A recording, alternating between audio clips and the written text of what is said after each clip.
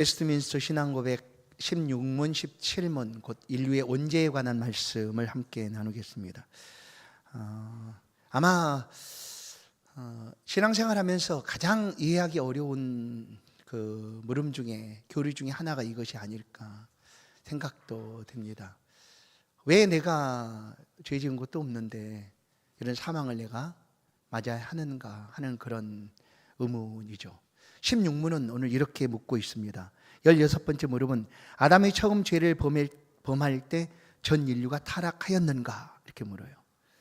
아담이 처음 죄를 지었을 때 전 인류가 타락하였는가? 답은 예입니다. 예, 다 타락했다라는 거예요. 왜냐하면 아담과 하나님이 세운 언약은 아담 한 사람과 세운 언약이 아니기 때문입니다. 보시면 아담과 더불어 언약을 세운 것은 아담 자신만을 위할 뿐 아니라 그의 후손까지도 위한 것이었다.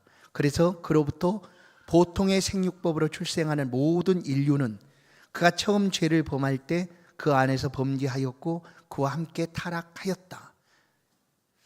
아담이 범죄로 인하여 모든 인류가 타락하였는가? 맞다라는 거예요. 왜냐하면 아담과 하나님이 언약을 맺을 때는 아담 한 사람이 아니라 그 안에 있는 모든 인류, 곧 보통 생육법으로 출생한 모든 인류와 맺은 언약이기 때문이다. 타락으로 말미암아 사람 17문은 17번째 물음은 그럼 타락으로 말미암아 사람의 현재 상태는 어떠한가 이렇게 묻고 있습니다. 어떤 상태일까요? 절망입니다. 죄의 상태에 빠지게 되었다라는 거죠. 타락으로 말미암아 인류는 죄와 불행의 상태에 떨어지게 되었다고 비참한 자리에 이르게 되었다라는 거예요. 아담의 범죄로 말미암아 인류는 비참한 자리, 곧 사망이죠. 그 사망의 자리에 이르게 되었다는 거예요. 그런데 왜 아담이 지은 범죄가 왜 나와 모든 것을 이렇게 비참하게 사망의 자리에 이르게 하는가 하는 것이 이해가 좀 어렵잖아요. 왜? 나는 아닌데 내가 그 자리에 있었으면 나는 절대로 그렇게 하지 않았을 텐데 할 수도 있지 않습니까? 그래서 이제 이 물음이 생겨났고 이 물음으로 이제 신앙 교육을 하게 되었다라는 거예요. 자, 사람들이 가장 듣기 싫어하는 말 중에 하나가 너 죄 지었지 이겁니다. 너 죄인이지 하는 거예요. 너 죄 지었지 하는 거. 근데 죄 지은 사람도 죄 지었다고 말하면 썩낸다고 그래요. 자기가 죄를 지었는데 거기다 또다시 너 죄 지었지 하면 화내요. 싫어하는 거죠. 죄 지은 거를 싫어하는, 죄 지었다는 말을 싫어하는 거예요. 그런데 우리가 예수 복음을 진리를 전할 때 시작이 이렇게 시작해야 되거든요. 당신은 죄인입니다. 왜냐하면 그래야지만 예수 그리스도가 의미가 있어요. 죄인이 아니면 예수 그리스도는 아무런 의미가 없어요. 죄인이 아니라면. 그런데 모든 사람은 죄를 지었다라고 말하기 때문에 당신은 죄인입니다 하고 이렇게 질문하고 복음을 전하는 거죠. 그래서 사람들이 싫어합니다. 내가 죄 지었다라는 얘기를 듣는 것이 싫은 거예요. 그러나 성경은 우리 가운데 말하죠. 모든 사람이 죄를 범하였다라고 얘기합니다. 모든 사람이 죄를 범하였다. 로마서 3장 23절 모든 사람이 죄를 범하였음에 하나님의 영광에 이르지 못하더니. 아멘. 아멘. 이 땅에 사는 모든 사람은 죄를 범하였다라고 성경은 말하는 거예요. 이 모든 사람의 범위에 나는 빠진다? 아니요. 나도 포함됩니다. 그럼 나도 죄인이라는 거예요. 그럼 죄인이 뭐예요? 아까 말한 대로 아담이 타락함으로 인하여 상태가 어디에 있었다고요? 비참한 상태, 곧 하나님의 영광, 그곳에 이르지 못하는 상태가 된 거예요. 사망이죠. 영원한 영생, 영원한 천국, 하나님과 영원토록 영생을 누리며 살아갈 자리에 이르지 못하게 된 거예요. 아담이 범죄함으로 인하여. 그것이 바로 죄인의 상태다. 그런데 이 누가 죄인인가? 성경은 분명히 말하는 모든 사람이 죄를 지었다라고 얘기해요. 믿든지 안 믿든지 사람이 죽는다라는 것은 모두 다 압니다. 그렇죠? 예수를 안 믿는다고 해서 나는 안 죽는다, 난 죽는 것을 잘 몰라 이렇게 말하는 사람 하나도 없어요. 예수를 믿지 않아도 죽는다라는 것은 알아요. 그런데 예수 믿는 사람과 믿지 않는 사람의 이 죽음에 대한 차이는 뭔가 하면 내가 왜 죽게 되었는가를 믿는 사람은 안다는 거예요. 뭐 때문에 죽게 되었습니까? 죄 때문에 죽게 되었다는 거예요. 아담이 범죄함으로 인하여 내가 죽게 되었다. 그러나 믿지 않는 사람들은 내가 왜 죽는지를 몰라요. 그냥 죽어요. 사람은 그냥 죽는 거야. 이러지 왜 죽는지에 대해서는 모른다는 거예요. 그러나 우리는 알죠. 성도는, 신자들은 왜 죽는가? 죄의 삭은 사망이요, 하나님이 말했기 때문이에요. 그리고 한 번 죽는 것은 이미 하나님이 정하셨기 때문이다. 그래, 죄로 말미암아 사람은 사망이 와서 죽음을 만나게 되었다라는 것을 알게 되는 겁니다. 이제 오늘 이 16문 17문에 대한 답을 이렇게 찾아가야 되는데, 모든 사람이 죄를 범함으로 비참한 상태에 이르게 되었는데, 그러면 아담과 우리의 관계는 어떠한가 하는 거죠. 내가 받아들이기 어렵다고 해도 아담과 나는 똑같이 하나님의 약속 안에 있는 사람이다라는 거예요. 곧 모든 인류는 한 혈통이다라는 거, 한 혈통. 모든 인류는 하나다라는 거예요. 어떤 거에 대해서 하나님이 창조한 사람으로서 모든 인류는 하나다라는 것입니다. 그래서 예수님께서 복음서에서 이런 말씀을 하셨어요. 요한복음 15장인가요? 좋은 나무가 나쁜 열매를 맺을 수 없고, 그죠? 좋은 나무라야지만 좋은 열매를 맺을 수가 있다라는 거예요. 그러면 인류는 이미 아담의 범죄로 인하여 타락함으로 비참한 상태에 처해 있기 때문에 인류가 아무리 애를 쓴다 할지라도 선한 열매를 인류는 낼 수가 없다라는 거예요. 그 말씀이죠. 우리는 우리의 스스로의 노력으로 절대로 선한 사람이 될 수 있는가? 없다, 이겁니다. 그래서 우리는 하나님 앞에 나와야 하고 예수 그리스도의 그 공로를 의지해야 합니다. 왜냐하면 우리는 본래 선한 사람이 아니기 때문이죠. 하나님이 그렇게 말씀을 하세요. 욥기서 14장 4절을 보면 누가 깨끗한 것을 더러운 것 가운데에서 낼 수가 있으리까? 욥이 그렇게 고백하는 장면이에요. 누가 깨끗한 것을 더러운 것 가운데서 낼 수가 있습니까? 하나도 없습니다 하는 거예요. 그러면 모든 인류는 죄를 범하였는데 죄 없는 사람이 하나도 없는데 누가 우리를 구원할 수가 있을까? 그래서 하나님의 신 본체이신 예수 그리스도께서 이 죄의 문제를 해결하기 위하여 우리 가운데 오셨다라고 성경은 말씀하는 거예요. 그러면 예수님은 죄가 없으신가? 없습니다. 왜냐하면 모든 인류는, 그러니까 일반적인 출생법 있죠. 보통으로 통상적으로 태어나는 출생법, 오늘 말한 대로 부모를 통하여 모든 자녀는 출생하듯이 그 출생법으로 태어난 모든 인류는 죄가 있어요. 그런데 예수님도 누구에게 태어났습니까? 마리아에게 태어났죠. 그런데 예수님의 출생은 보통 출생법이 아닌 딱 한 번 다른 출생입니다.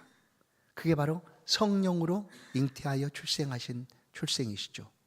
그래서 예수님은 죄가 없으시다라고 성경은 우리 가운데 말씀을 하는 거예요. 예수님을 출생하게 했던 어머니 마리아는 성경에 그 부분에 대해 자세히 말씀하고 있어요. 그는 결혼하기 전 처녀였어요. 처녀. 결혼을 하기지도 않은 처녀였어요. 물론 약혼은 이스라엘 사회에서 결혼처럼 효력을 발생하는 일입니다. 요셉과 정혼한 사이였기 때문에 이미 결혼했다라고는 볼 수 있지만, 그러나 그냥 함께 살지도 않은 처녀였다 아직. 그런데 그에게 성령께서 찾아옵니다. 내가 아들을 낳을 것이다. 그래, 이 처녀인 마리아가 얼마나 놀라겠어요. 아니, 내가 남자를 알지 못하는데 어떻게 알 수가 있겠습니까? 낳을 수가 있겠습니까? 하는 말을 해요. 누가복음 1장 34절. 마리아가 천사에게 말해, 나는 남자를 알지 못하니 어찌 이런 일이 있으리요? 세상에 이런 일은 없습니다. 절대로 없어요. 누군가가 이 말씀을 가지고 사람들을 미혹하고 후려도 예수를 잘 믿는다고 하는 사람들조차도 그 미혹에 넘어가고 있다는 게 참 기가 막힐 일이죠. 이단들이 그렇게 얘기하는 거예요. 나는 그렇게 태어났다 막 이렇게 얘기해요. 미친 거죠, 그 사람이. 근데 그 미친 사람의 이야기를 진리인 것처럼 믿고 따르는 잘못된 신앙을 갖고 살아가는 사람이 있어요. 오직 예수 외에는 이 출생으로 출생한 사람이 없습니다. 마리아도 그렇게 출생했다라고 얘기를 하기도 해요. 왜냐하면 예수님을 성령으로 잉태하려면 마리아도 성령으로 잉태가 돼야지 그렇게 잉태할 수 있지 않는가, 뭐 그렇게. 그럼 마리아는 어떻게 출생해요? 그럼 마리아도 그렇게 출생해야 될 거 아니에요. 말이 안 되는 거죠. 그래서 오직 단 한 사람, 오직 예수 그리스도만이 이 출생, 보통 생육법으로 출생하신 분이 아니다라고 말씀을 합니다. 그래서 누가복음 1장 35절은 천사가 대답하여 이르되 성령이 내게 임하시고 지극히 높으신 이의 능력이 너를 덮으시리니, 이거예요. 이게 보통 생육법이 아니라 단 한 번밖에 없었던 성령으로 잉태되는 일입니다. 이것이 오직 예수 그리스도에게만 해당되는 일이죠. 누가복음 1장 35절 다시 보면 성령이 내게 임하시고 지극히 높으신 이의 능력이 너를 덮으시리니 이러므로 나실 바 거룩한 이는 하나님의 아들이라 일컬어지리라. 하나님의 아들. 그냥 부모로부터 태어난 사람을 가리켜서 너는 좀 뛰어나고 인류 중에 가장 똑똑하고 하니까 네가 하나님의 아들이야, 이렇게 한 게 아니라는 거예요. 그렇게 하나님의 아들일 수가 없어요. 왜냐하면 그렇게 되면 오늘 16문 17문에 묻고 있는 것처럼 그도 죄인이기 때문에 자신의 죄로 말미암아 죽을 수밖에 없지, 죽어야 되는 사람이지 다른 사람을 구원할 수가 없다라는 거예요. 그 사람 역시 어떤 나무예요? 좋은 나무가 아니다라는 거예요. 그래서 예수 그리스도는 오직 성령으로 잉태하셔서 죄 없이 우리를 구원하실 구원자가 되신다. 그래서 보시면 이 말씀을 듣고 이제 마태복음 1장 25절도 아들을 낳기까지 동침하지 아니하더니, 누가? 마리아가 아들을 낳기가 성령으로 잉태가 되어서 어느 날 배가 불러와요. 거짓말이잖아요. 우리 거짓말이라고 얘기할 거 아니에요, 다들. 처녀가 배가 불러오면 오늘 우리 중에 누군가가 처녀인데 배가 불러와요. 그러나 성령으로 잉태돼서 그러면 거짓말이라고 할 거 아니에요. 맞죠? 거짓말이에요, 그거. 그렇게 생명이 잉태될 수가 없기 때문이에요, 절대로. 그런데 마리아가 자신을 알잖아요. 그리고 정혼한 요셉과 동침하지 않았다. 그런데 이미 그의 뱃속에는 예수 그리스도께서 잉태되어서 자라고 계셨다. 그것을 복음서는 정확하게 집어서 말씀을 하는 거예요. 마태복음 1장 20절 아들을 낳기가 동침하지 아니하더니 나음의 아들을 예수라 하니라. 그리고 이거는 이제 복음서가 기록되고 있는 그때의 기록이지만 이미 그때로부터 800년 전에 이사야 53장 이사야 선지자를 통하여 하신 말씀, 처녀가 잉태하여 아들을 낳으리니 이름을 예수라 하라 하는 이미 하나님의 말씀이 있었다라는 거예요. 예언의 말씀이. 그 전에 이미 하나님께서 그렇게 우리 가운데 메시아를 보내시겠다고 한 예언의 말씀이 있었어요. 그 말씀 그대로 마리아가 이제 예수 그리스도를 잉태하여 출생하게 됩니다. 그러면 예수 그리스도는 우리가 태어났던 통상적인 출생 방법으로 출생하신 분이 아니에요. 맞죠? 성령으로 잉태되어서 출생하신 분이시다. 그래서 히브리서는 이 예수 그리스도에 대해서 우리 가운데 이렇게 말씀을 합니다. 히브리서 4장 15절 우리에게 있는 대제사장은 우리의 연약함을 동정하지 못하실 리가 아니요 모든 일에 우리와 똑같이 시험을 받으신 이로되 죄는 없으시니라. 죄는 없다고 얘기하는 거예요. 요한복음 로마서 3장 23절에 죄의 삭은 사망이요 또한 로마서 3장에 모든 사람이 죄를 범하였음에라고 얘기했는데 예수 그리스도 사람이 아닙니까? 사람이잖아요. 완전한 사람이세요. 근데 그 예수 그리스도를 향하여 성경은 그는 죄가 없으시다라고 얘기해요. 무엇 때문에? 보통 출생으로 출생하신 분이 아니고 성령으로 출생하신 분이기 때문에 죄가 없으시다라고 분명하게 말씀을 하신다라는 거예요. 그런데 좀 억울하잖아요. 나는 아담의 범죄할 때 내가 죄를 짓지도 않았는데 내가 그 죄의 값을, 죄의 결과를 다 담당해야 된다는 것이 너무나 억울하잖아요. 왜 그럴까요? 아담은 우리의 대표였기 때문에, 인류의 대표자였기 때문에 그 대표자가 범한 그 죄를 모든 인류가 다 그냥 담당하게 된 거예요. 나는 그 자리에 있으면 죄를 안 지었을 텐데 할 수도 있어요. 나는 그렇게 안 했을 텐데. 왜냐하면 자유의지가 있으니까 누구는 그렇게 안 할 수도 있겠죠. 그렇지만 아담은 대표였기 때문에 그 아담이 범죄한 그 죄가 모든 인류에게 미치게 되었다라는 거예요. 그것이 바로 대표에 올립니다. 로마서 5장 19절을 보시면 한 사람이 순종하지 아니함으로 많은 사람이 죄인 된 것 같이, 그렇죠? 아담이 순종하지 않았는데 많은 사람이 죄인이 되었어요. 그런데 한 사람이 순종하심으로 많은 사람이 의인이 되리라. 만약에 이게 너무나 억울합니다. 아담이 범죄한 것이 나는 너무나 억울해요. 내가 죄도 안 지었는데 왜 그 죄의 결과를 다 받아야 되고 사망을 만나야 되는가? 억울해요. 그런데 놀랍게도 억울하다고 해도 어쩔 수 없이 당하게 되는 이 일로 인하여 오히려 이것이 우리를 위한 놀라운 구속의 은혜였다라는 사실을 성경은 가르쳐 주는 거예요. 난 아담과 상관없어요. 아담이 지은 죄와 나는 아무 관계가 없어요. 내가 아무리 그렇게 한다고 할지라도 성경은, 하나님은 너는 그 안에서 범죄하였다 라고 말하는데, 내가 그것을 용납하거나 이해하거나 내가 받아들일 수 없다고 할지라도 이것이 오히려 나에게 큰 은혜다라는 거예요. 왜냐하면 범죄한 그 사람은 사망하여 죽을 수밖에 없는데 그 사람이 스스로 구원 얻을 수 있는 어떠한 방법도, 어떠한 가능성도 0%인 그때에 나와 전혀 상관이 없으신 예수 그리스도께서 죽어주셨어요. 그런데 예수님과 나와 무슨 상관이 있겠어요? 그런데 그 죽으심이, 예수 그리스도께서 피 흘려 죽으시는 그 죽으심이 나와 연결이 되어 있다. 어떻게?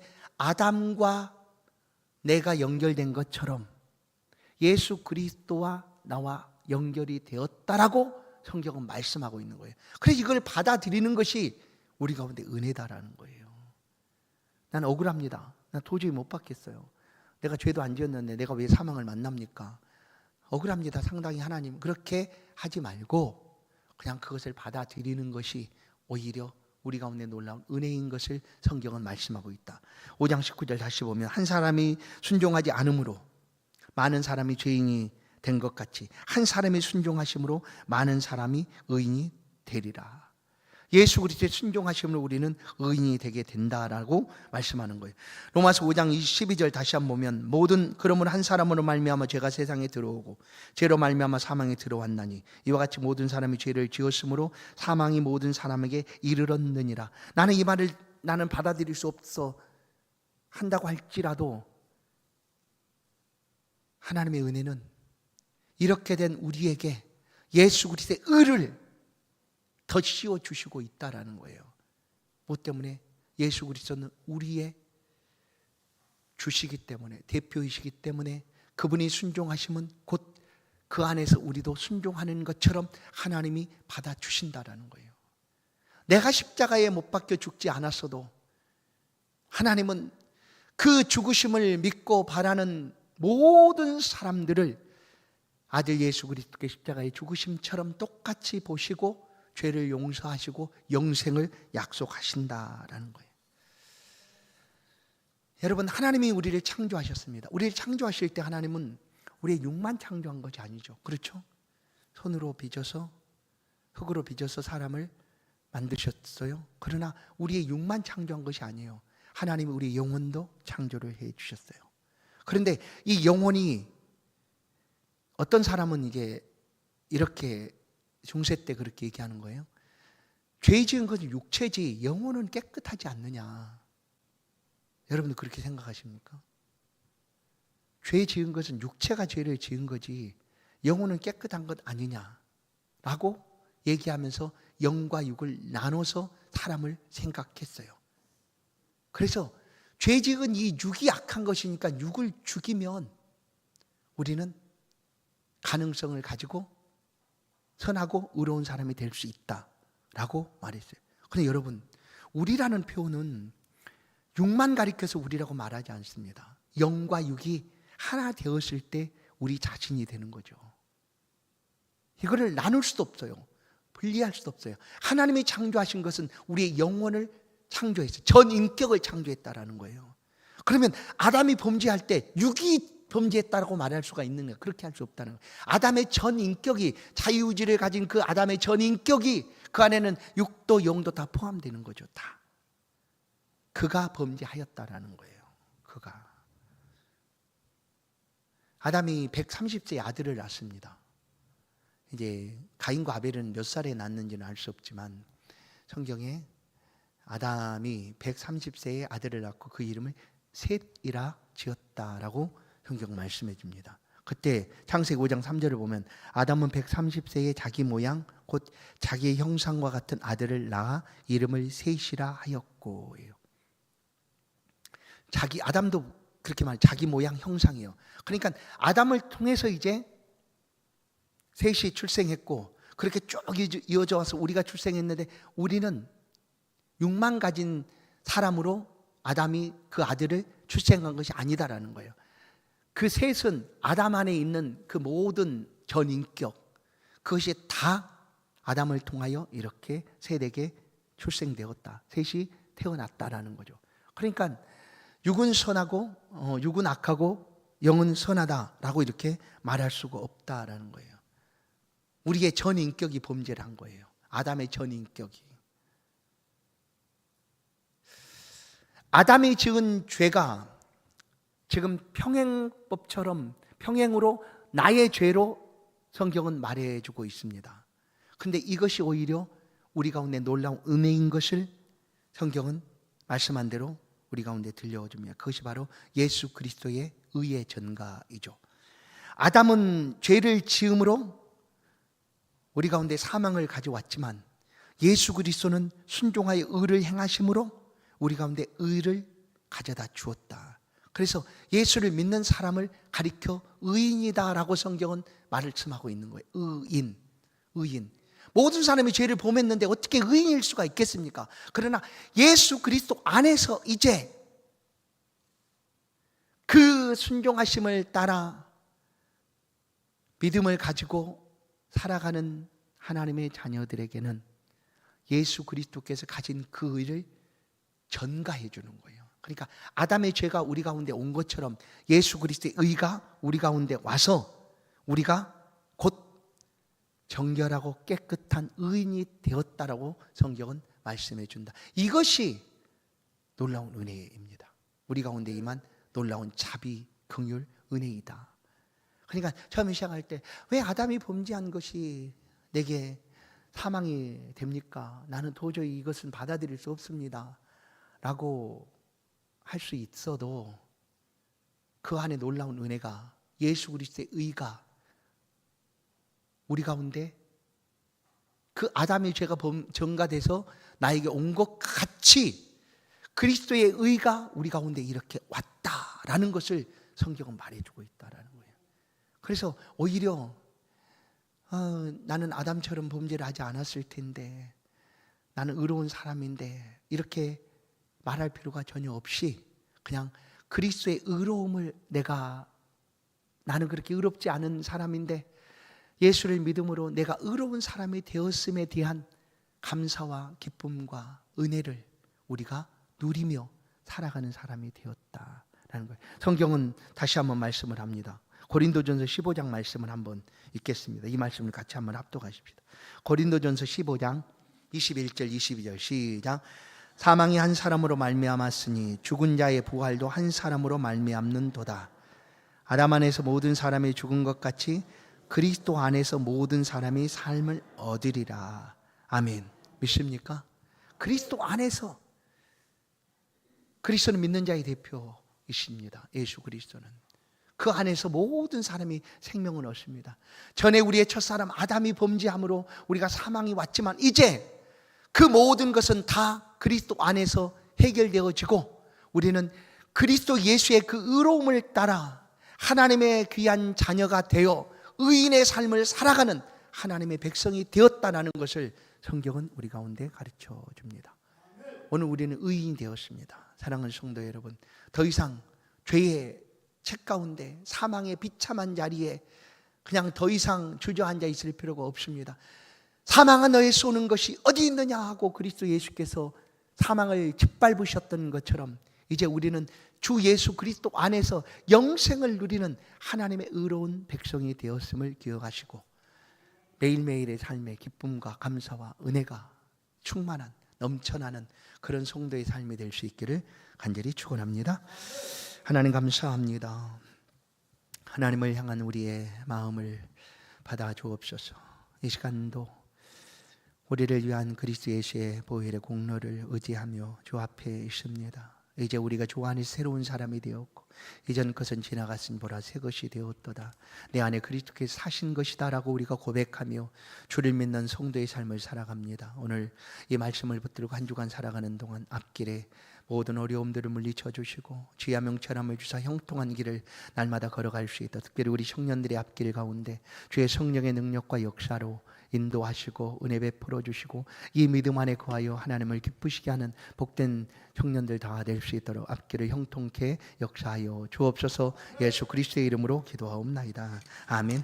찬송 268장입니다. 귀한 예물을 하나님께 봉헌드립니다.